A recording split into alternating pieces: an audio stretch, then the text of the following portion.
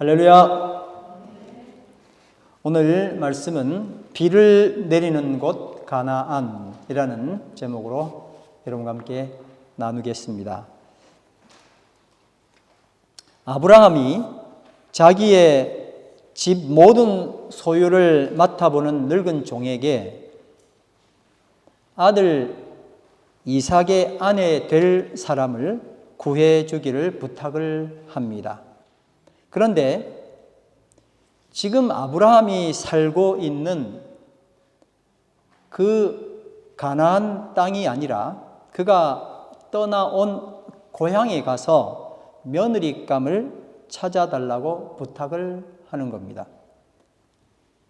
아마 이스마엘의 결혼으로 힘겨운 경험을 한 아브라함이 지금 살고 있는 우상의 땅에서 며느리를 얻기보다는 같은 피를 나눈 고향 사람을 데려와서 하나님의 가계를 이어가는 것이 더 좋다고 여겼을 수 있습니다. 그런데 질문이 있습니다. 며느리를 구하는 중대한 문제를 아브라함이 직접 하지 않고 왜 늙은 종에게 부탁했는가 궁금합니다. 그리고 또 다른 질문은 가나안 여인 중에 며느리를 구하지 않는 이유도 궁금합니다.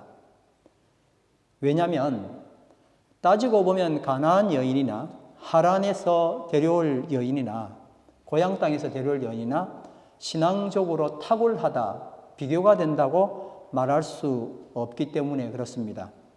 우리는 리브가의 오빠 라반의 품성이 어떤지 잘 알고 있습니다. 그러니까 신앙하는 집안의 여인을 며느리로 삼겠다는 의도였을까 하는 생각을, 그런 질문을 하면서 이 말씀을 한번 계속 진행해 가기를 원합니다. 자, 그런데 늙은 종이지만 굉장히 탁월한 종이었던 것 같습니다. 아브라함의 의도를 너무나 잘 알았던 것 같아요. 그래서 질문을 합니다. 창세기 24장 5절입니다. 같이 한번 읽어보시겠습니다. 시작. 며느님이 되실 여인이 저를 따라오지 않겠다고 거절하면 어떻게 해야 합니까? 제가 주인 어른의 아드님을 데리고 주인께서 나오신 그 고향으로 가야 합니까? 너무 당연한 질문이었고 우리는 이런 질문을 했구나 생각하겠지만 아주 탁월한 질문이었습니다.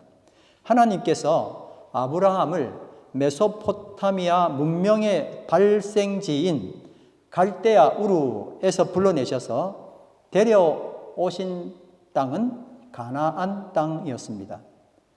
가나안 땅은 고대 문명 발생지인 이집트와 이웃에 있었습니다. 그러니까 이집트의 나일 삼각주, 이 나일 삼각주는 240km에 달하는 세상에서 가장 큰 삼각주입니다. 240km가 얼마나 되는가 봤더니 오클랜드에서 로토루아 거리입니다. 그렇게 넓은 삼각주에 엄청난 곡식들이 연내 풍성하게 일어나니 여러분 고대 문명을 발전시키지 않을 수가 없었던 겁니다. 이 이집트 문명과 메소포타미아 문명을 묶어서 비옥한 초승달 지대라고 하는데 가나안 땅은 바로 이 중간 지대에 있었던 겁니다.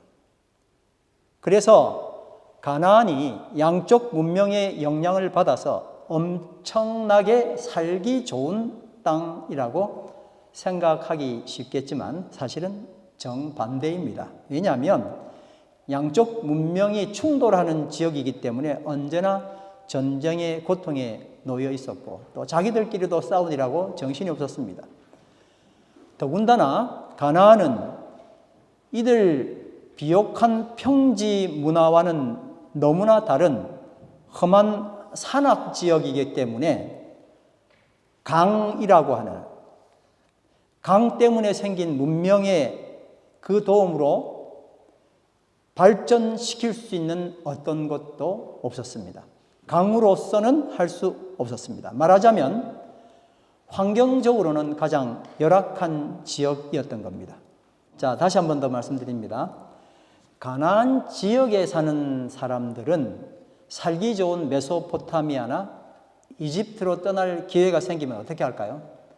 찬스가 왔구나 하고 다 옮길 겁니다.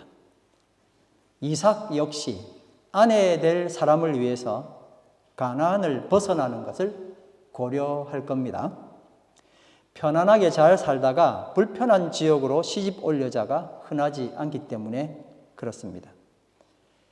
이렇게 아브라함의 늙은 종이 질문을 하자 아브라함은 아주 단호하게 대답을 합니다. 뭐라고 했습니까? 6절 시작. 절대로 나의 아들을 그리로 데리고 가지 말아라. 75살에 하란을 떠난 아브라함은 이제 나이가 140 되어 갑니다. 하란을 떠난 이후 65년간 그의 여정은 땅을 집착하는 삶에서 벗어나서 하나님과 동행하는 삶으로 거듭났습니다. 그런 아브라함이 아들을 땅에 집착하는 곳으로 다시 보낼 수는 없었던 겁니다. 더구나 땅에 집착한 조카 롯 아시죠? 지난주에 한번 나눴습니다. 롯의 불행한 여정을 지켜본 아브라함이었습니다. 7절 말씀 다 같이 읽겠습니다. 시작.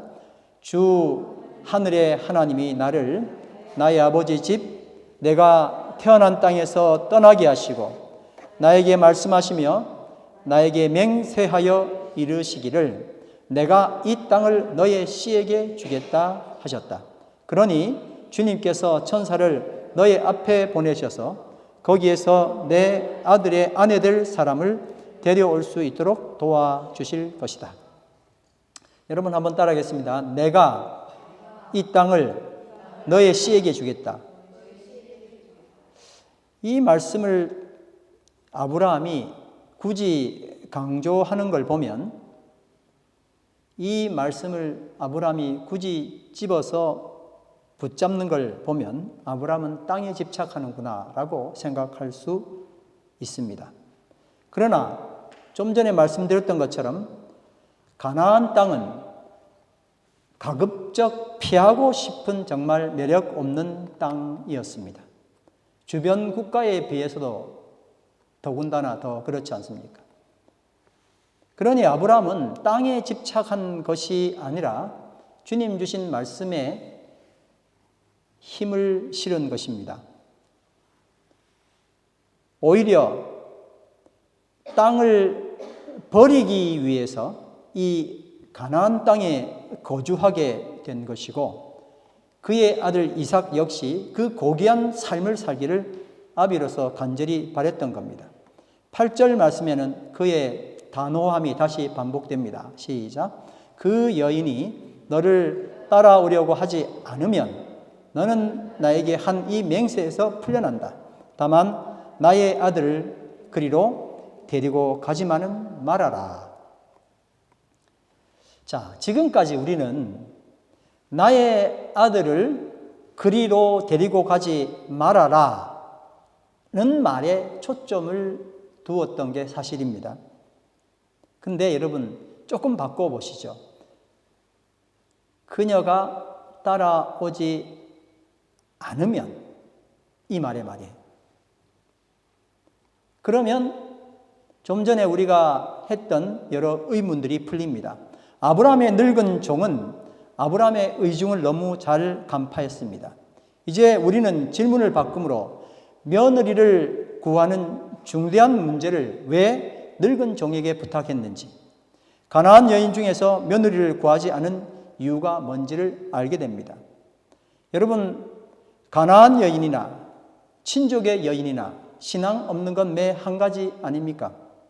아브라함의 며느리, 즉 이삭의 아내가 되어야 할 사람은 본토, 친척, 아비 집을 떠날 수 있는 여인이어야 했던 겁니다. 그래서 가나안에서는 구할 의미가 없었고, 그리고 아브라함이 직접 거기 가서 이야기하면 약간 강제성이 있게 되겠죠. 그래서 창세기 24장 58절에 보니까 질문을 합니다. 리브가에게. 그들이 리브가를 불러서 물었다. 이 어른과 같이 가겠느냐? 리브가가 대답하였다. 예, 가겠습니다. 그러니까 리브가는 고향을 떠나서 친척집을, 그리고 그 땅을, 유산을 다 버리고 아브라함의 늙은 종의 이야기만을 듣고 그곳을 버리고 떠나간 것은 아브라함과 너무나 흡사한 모습입니다. 그러니까 아브라함이 생각한 며느리는 신앙 있는 집안의 사람이 아니었습니다. 우리 생각과 많이 다르죠. 신앙 있는 집에 결혼해야지. 신앙이 있는 집안이 조건이 아니라 부르심, 모든 것, 다시 말해서 땅과 기득권과 유산을 버리고 그 부르심에 당당하게 나아갈 수 있는 여인, 이 여인을 찾은 거예요. 우리가 결혼하는 조건이 뭐냐? 신앙 있는 집, 다 그렇게 생각하잖아요. 네, 신앙 있는 집이라 할지라도 더 중요한 것은 뭐예요? 부르심에 응할 수 있느냐 하는 것이었습니다. 그래서 아브라함이 그의 늙은 종을 하란으로 보내게 된 겁니다. 이제 가나안 이야기를 좀 해보겠습니다. 우리는 가나안 땅을 젖과 꿀이 흐르는 땅이라고 알고 있습니다. 신명기 11장 8절 9절 말씀 같이 보겠습니다. 시작. 그러니 당신들은 오늘 내가 당신들에게 내리는 모든 명령을 지키십시오. 이 당신들은 누가 누구에게 이야기하는 겁니까? 모세가 이스라엘 백성들에게 하는 이야기입니다. 그러니 당신들은 오늘 내가 당신들에게 내리는 모든 명령을 지키십시오. 계속 읽습니다. 시작. 그러면 당신들은 힘을 얻고 당신들이 건너가 차지하려는 땅에 들어가서 그 땅을 실제로 차지할 것입니다. 또한 주님께서 당신들 조상과 그 자손에게 주시기로 약속하신 땅, 곧 젖과 꿀이 흐르는 땅에서 오래 살 것입니다. 여러분, 근데 이스라엘을 방문하는 많은 사람들이, 우리가 지도를 봐서도 그렇습니다. 황량하기 그지없는 이스라엘, 그러니까 가나안 땅을 보면서 이런 곳이 정말 젖과 꿀이 흐르는 땅이냐 하고 의구심을 가질 수밖에 없습니다. 그런 땅입니다. 가나안 땅이라고 하는 것. 어떻게 보면 사막에서 40년간 살았던 사람들이 볼 때 가나안 땅은 그나마 괜찮으니 젖과 꿀이 흐르는 땅이라고 혹시 이해할 수도 있습니다. 그만큼 가나안 땅은 정말 별로 사막에 비해 그나마 나은 땅이지 젖과 꿀이 흐르는 땅이 아닙니다. 그리고 더 솔직히 말해서 이집트와 가나안 땅을 비교하면 정말 게임이 되지 않습니다. 10절 11절 말씀 같이 보겠습니다. 시작. 당신들이 들어가서 차지할 땅은 당신들이 나온 이집트 땅과는 다릅니다. 지금 젖과 꿀이 흐르는 땅이라고 이야기하시고는 이렇게 말씀하시는 거예요. 시작. 이집트에서는 채소밭에 물을 줄 때처럼 씨를 뿌린 뒤에 발로 물을 대지만 당신들이 건너가서 차지할 땅에는 산과 골짜기가 많아서 하늘에서 내린 빗물로 밭에 물을 댑니다. 여러분, 이 말씀에서 밭에 발로 물을 댔다 하는 의미가 뭘까요? 그림을 한번 보겠습니다. 여기 뭐냐면은 수차입니다. 물로 가는 차가 아니고 발로 물을 기른 물방하고는 좀 다르게 물을 조금 낮은 데서, 강물은 낮은 데서 흐르고 조금 높은데 1m 혹은 2m 정도까지, 최대한 2m일 거예요. 그 정도 높은 데다가 물을 보내는 일을 발로 밟아서 하는 거예요. 두 번째 그림 한번 보여주실래요? 어떤 사람이 발로 밟고 있죠, 그렇죠? 낮은 데서 높은 데로 물을 보내기 위해서 물을 밟는 거예요. 이 수차가 이집트에는 아주 중요한 물 되는 방법이었습니다. 여러분 이집트를 아실지 모르겠지만 이집트 역시 황량하기 그지없는 땅입니다. 왜냐하면 연평균 강수량이 2에서 5mm예요. 그냥 비가 내렸는지 안 내렸는지 전혀 모릅니다. 전 국토가 거의 사막입니다. 그런데도 이집트는 최고 부강한 나라, 인류 최대의 문명을 이룬 나라였습니다. 왜 그럴까요?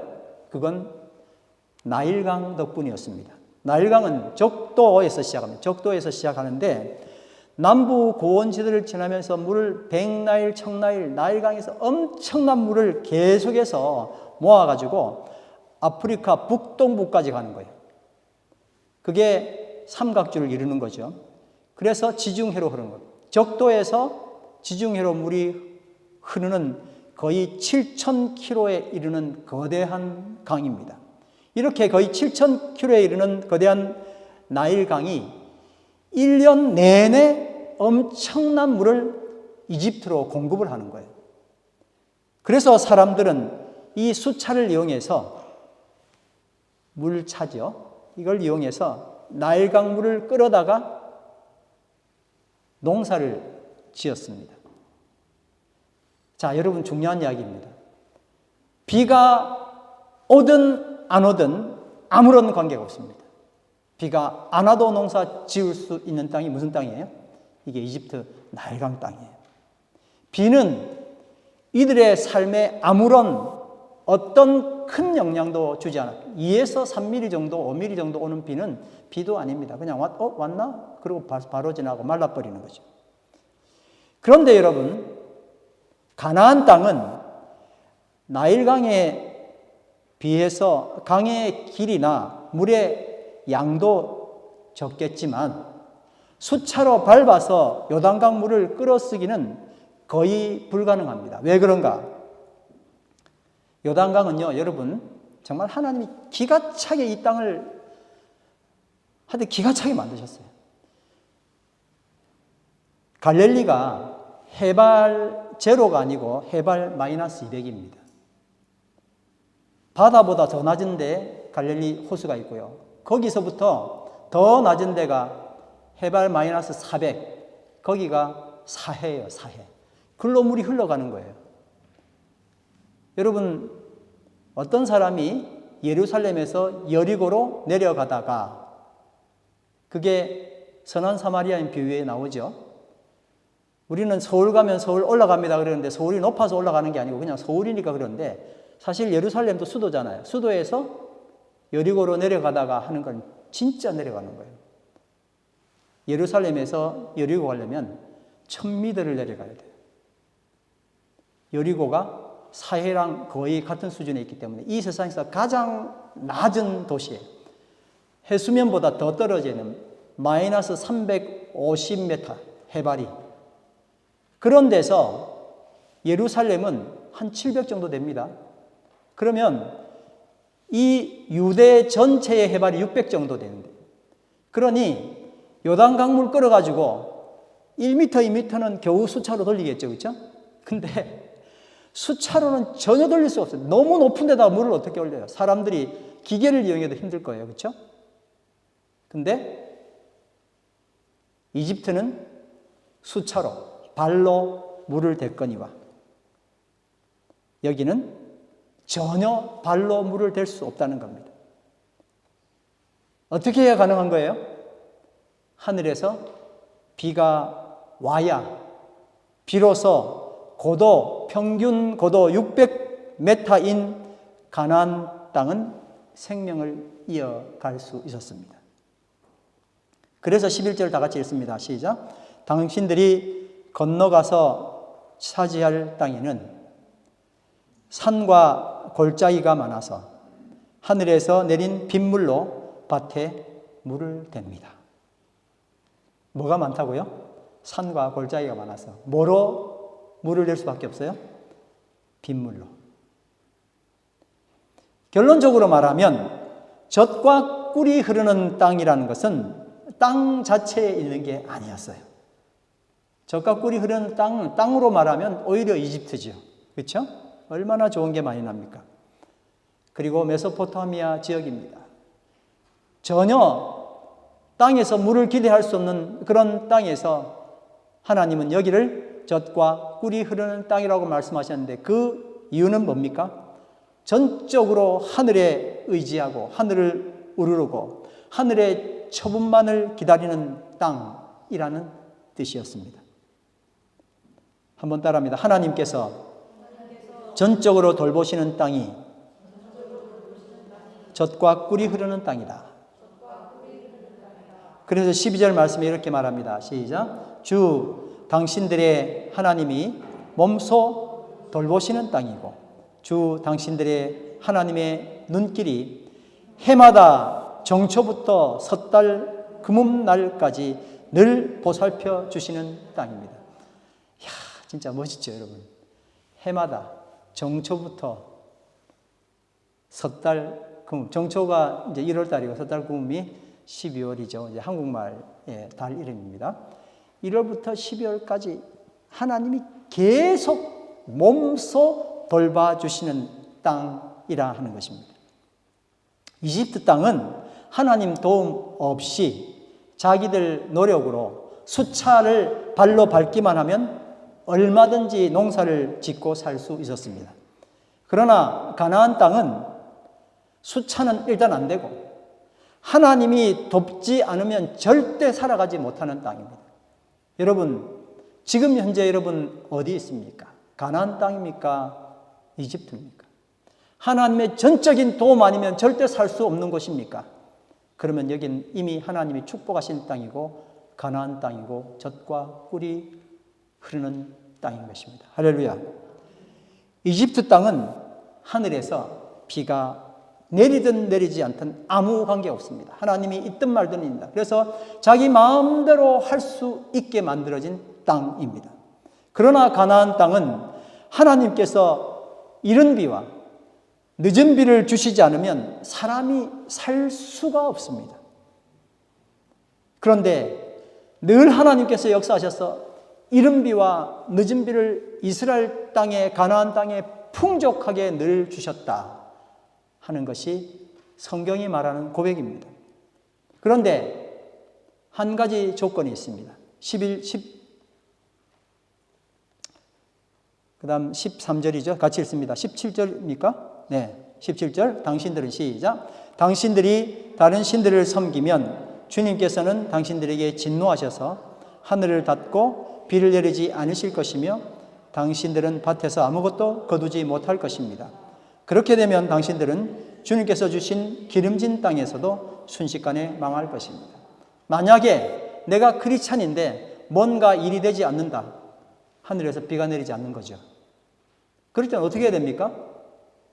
아, 내가 하나님을 찾지 않는구나 라고 생각하는 거예요. 그게 답이에요. 크리스찬이라면 지금 내가 어떤 어려움에 빠졌다면 하나님을 찾으라는 이야기입니다. 그때 비로소 하늘에서는 비가 내리겠죠. 여러분, 갈멜산에 있는 엘리야 이야기 잘 아시죠? 엘리야가 느닷없이 아하방을 찾아가서 3년 동안 비가 내리지 않겠다고 이야기했습니다. 그 근거가 어디 있어요? 오늘 이 말씀에 있는 거예요. 그냥 가가지고 비 내리지 마라 이래서 된 게 아니고 우상을 섬기고 다른 신을 섬기게 되면 이 땅은 황폐할 수밖에 없는 겁니다. 그 하나님의 마음을 읽고 엘리야가 기도한 거예요. 하나님, 이 땅이 가뭄이 내림으로 가뭄 때문에 이 땅이 회개하고 주님을 찾아가도록 하시옵소서 하고 기도했던 거예요. 그래서 엘리야의 기도가 엘리야가 기도했더니 막 바뀐 게 아니라 이런 하나님의 뜻을 읽고 기도했기 때문에 역사가 일어난 것입니다. 여러분, 크리스찬 삶은 너무나 단순합니다. 하나님은 1년 내내 물이 흐르는 살기 좋은 땅에서 우리를 빼냈습니다. 크리스찬 삶은 너무나 단순합니다. 하나님은 1년 내내 물이 흐르는 살기 좋은 땅에서 우리를 빼냈습니다. 그리고 하늘의 은총이 아니면 결코 살 수 없는 열악한 지역으로 우리를 옮겨버리셨습니다. 이게 크리스찬 삶입니다. 크리스찬이란 좋은 환경에서 사는 것이 아니라 하나님 없이는 절대 살 수 없는 곳으로 옮긴 것, 이게 크리스찬 삶이라는 것, 이것을 먼저 인정해야 합니다. 그러니 크리스찬이라면 하란으로 이집트로 방향을 잡는 것이 아니라, 그래서 그걸 위하여 기도하는 것이 아니라 오로지 하늘로 방향을 잡으며 살아가는 것, 이것이 크리스찬의 삶입니다. 여기서 하늘이란 먼 미래, 죽음 이후의 세상, 이런 걸 말하는 것이 아니라 지금 현재 내 마음과 내 공동체에 임한 천국을 이루라 하는 것입니다. 이집트를, 하란을 날마다 포기하는 그 죽음으로 얻어지는 현재의 천국 말입니다. 이 세상에서는, 그러니까 이집트와 하란에서는 내가 열심히 노력하면 그만큼 보답을 해줍니다. 그래서 인간의 노력에 땅은 배신하지 않는다. 이게 정의입니다. 그런데 여러분, 가나안에서는 인간의 노력이 정의가 아닙니다. 가나안 땅에서는 인간의 노력이 정의가 아닙니다. 정말 아무리 노력을 해도 아무런 의미가 없을 때가 더 많습니다. 이곳에서는 이런 가치가 전혀 워킹하지 않기도 합니다. 가나안 땅에서는 우리와 함께 하시는 전적인 하나님의 은혜가 정의입니다. 이 정의만 유일하게 워킹합니다. 만약에 내가 하나님의 자녀라면 하나님이 나와 함께 하시는 전적인 은혜만이 워킹하는 것이고 나머지는 그 모든 것들은 다 워킹하지 않는다 하는 것을 우리는 인정할 수밖에 없고 인정해야 합니다. 이집트는요, 땅이 목적입니다. 그러나 가나안은 주님과 함께, 이것이 목적입니다. 이집트에서는 땅이 정의이기 때문에 함께 하든 말든, 주님과 함께 하든 누구랑 함께 하든 무슨 신과 함께 하든 아무 문제가 되지 않습니다. 그런데 가나안에서는 함께가 정의입니다. 따라합니다. 가나안에서는 함께가 정의다. 하나님과 함께 해야만이 그게 정확한 의의가 되는 겁니다. 이집트에서의 정의인 땅, 열심, 최선, 이런 것들이 함께에 위반된다면, 하나님과 함께가 중요한데 이 함께를 깨버리고 내가 땅, 아니 하나님 잠깐만요, 하나님 잠깐만 내가 열심히 하고 내가 최선을 다하고 함께와 위반되면은 이건 가치가 없는 거예요. 여러분, 여기 100, 200, 1000, 만, 억이 있다고 한번 생각해 보십시오. 곱하기 제로면 답은 뭡니까? 제로예요. 숫자가 아무리 많아도 곱하기 제로는 제로입니다. 이 함께는 굉장히 중요한, 내가 아무리 잘해도 아무런 의미가 없게 되는 겁니다. 오히려 범죄가 됩니다.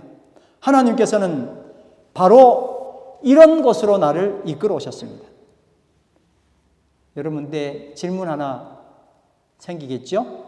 왜 하나님은 자기를 사랑하는 백성을 1년 내내 물이 풍족한 곳에서 이끌어내 오셔서 살기 힘든 땅에 데려와서 고생을 시키는 걸까? 어떻게 생각하십니까? 어떤 여자분이, 뉴딜랜드에 살고 있는 어떤 여자분이 한국에 있는 남편한테 이렇게 이야기를 했습니다. 나를 사랑한다면 당신은 한국에서 돈이나 붙여줘. 나는 지상낙원 뉴질랜드에서 내가 좋아하는 것 실컷 즐기며 살 거야. 그리고 당신 뉴질랜드 돌아올 생각은 하지 마라. 같이 산다는 건 끔찍해. 여러분, 이렇게 말하는 여자분이 있다면 뭐 하는 여잔가 싶겠죠. 우리의 질문이 바로 그 질문이었습니다. 왜 하나님은 자기 사랑하는 백성을 1년 내내 물이 풍부한 곳에서 끌어내서 살기 힘든 땅에 데려와 고생시키냐고 물어보는 것입니다. 엄청난 부자 남편과 결혼한 한 여자가 한 얘기, 심각한 이야기일 수밖에 없습니다. 여러분, 이런 절충안은 어떻습니까? 그럼 1년 내내 물이 풍성하게 잘 흐르는 땅에서 같이 살면 더 좋잖아. 이 말도 일리가 있습니다. 근데 다음 질문에 대답을 해야 합니다. 같이 사는 게 목적입니까? 살기 좋은 데서 사는 게 목적입니까? 같이 살기 위해서 더 좋은 것을 포기해야 한다면 그럴 수는 있습니까? 만약 더 좋은 곳에서 살기 위해 같이 사는 것을 포기한다면 문제가 심각한 겁니다. 자, 여러분 이제 이 질문에 대답을 해보십시오. 과연 1년 내내 물이 풍성할 뿐만 아니라 같이 살 수 있는 곳은 어디인가? 어디입니까? 말씀하셨잖아요. 바로 가나안이에요. 같이 살면서 모든 것을 내가 하늘에서 비로 부어주겠다고 한 곳. 그것이 바로 어디예요? 그것이 가나안입니다. 근데 왜 가나안을 싫어할까? 딱 하나. 가나안을 떠나서 내 혼자 마음대로 하고 싶은 죄의 본능 때문에 그렇습니다. 어떤 미사여구, 어떤 핑계를 동원한다 해도 그것은 하나님과 함께 있기를 거부하는 것과 연관된다면 결국은 내 마음대로 살고 싶다는 죄의 본능에 충실한 겁니다. 지금 우리에게 있어서 이 가나안과 이집트는 무엇일까요? 지금 우리는 가나안으로 가야 합니까? 이미 나눈 것처럼 가나안은 장소 개념이 아닙니다. 하나님과 함께입니다.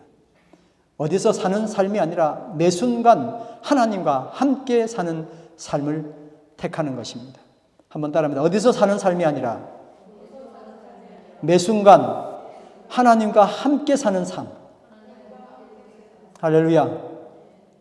이제 제가 생각을 해보면서 하나님과 함께 산다는 게 뭘까 한번 생각을 하면서 Just Checking In 이라는 영문 아주 귀한 감동적인 글에서 이야기를 따왔습니다.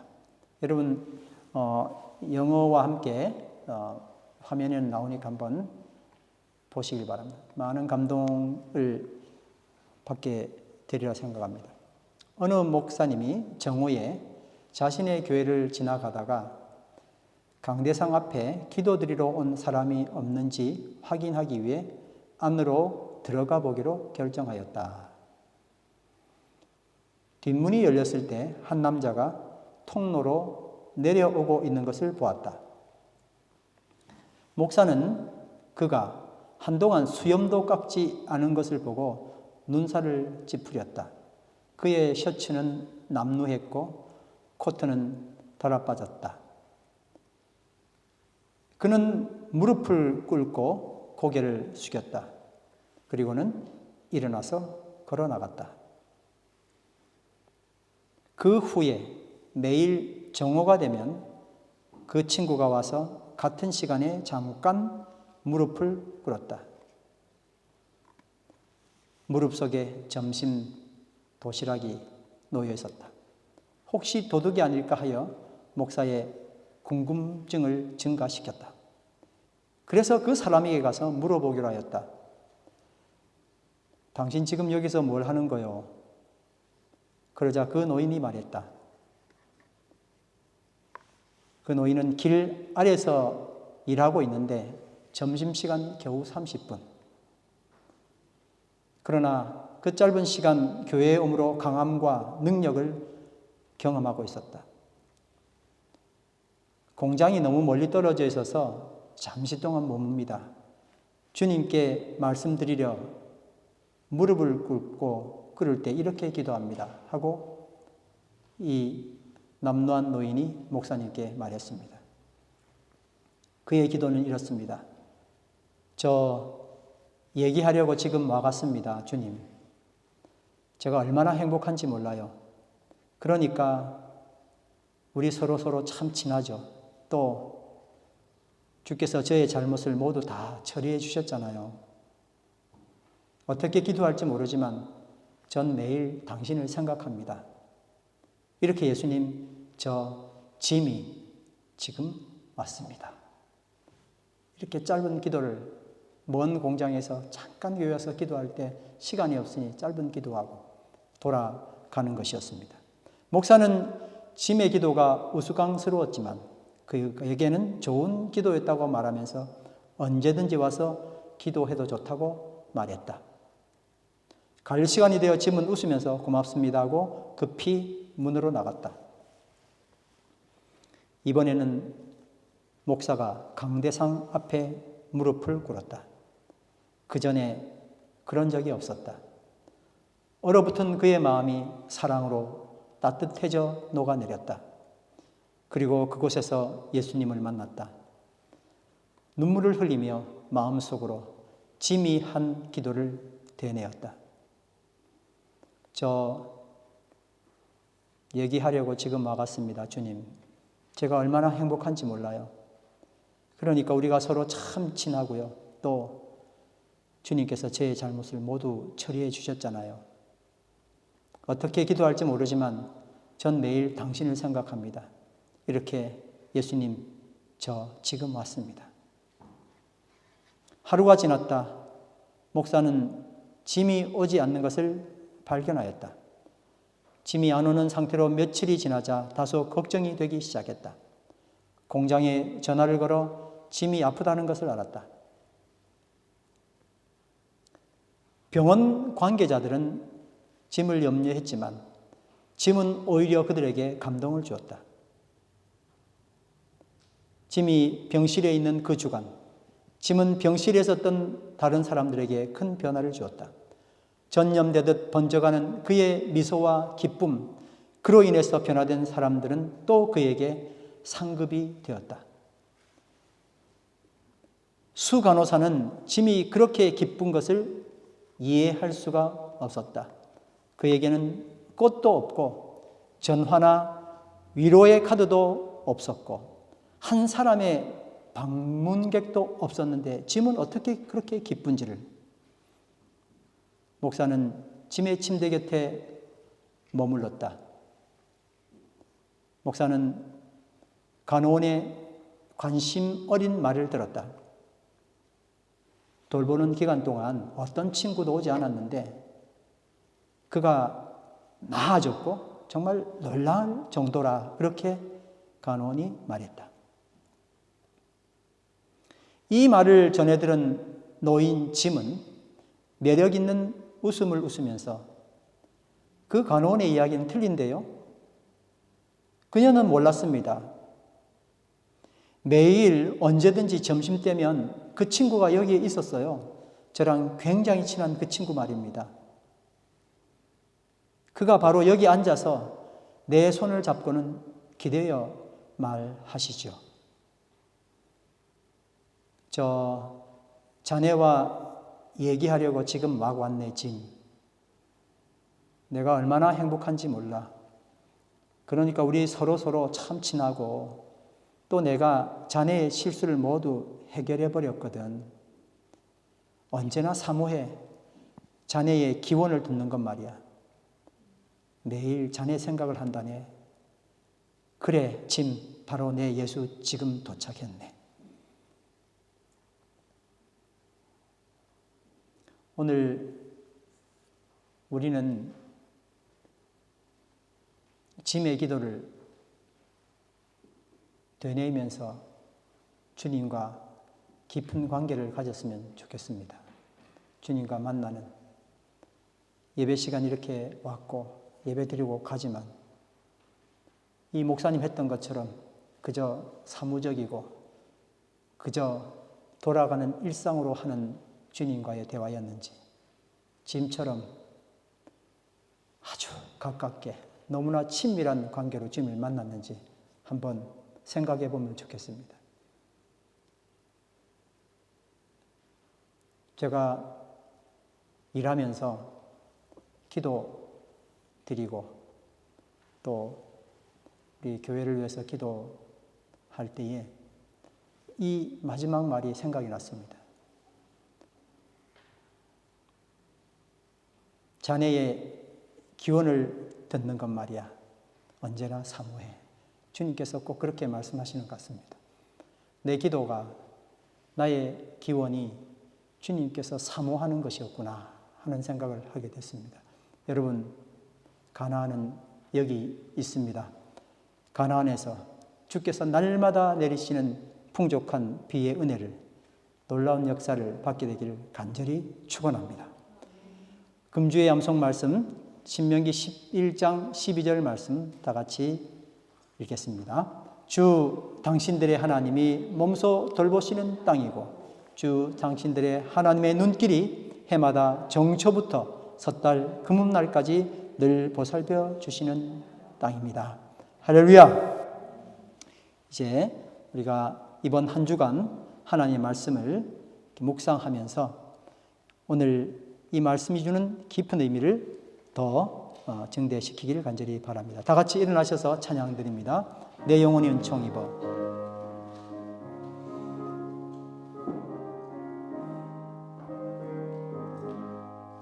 내 영혼이 은총 입어 중한 죄짐 벗고보니 슬픔 많은 이 세상도 천국으로